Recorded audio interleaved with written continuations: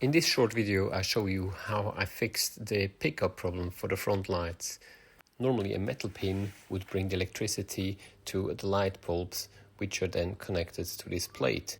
The wire is just long enough that it gives me enough space to maneuver the chassis into the body after the light bulbs have been reinstalled. And now it's an easy job. The wire has to be placed just in front, behind the lights. You put the chassis back into the bogie, put all the screws back in, and the last thing you have to do is just test whether the locomotive works.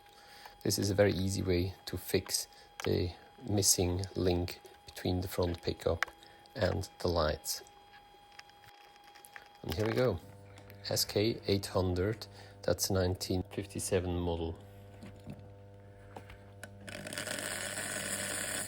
It's running very smoothly with its new lights. I hope you've enjoyed this video. Thanks for watching.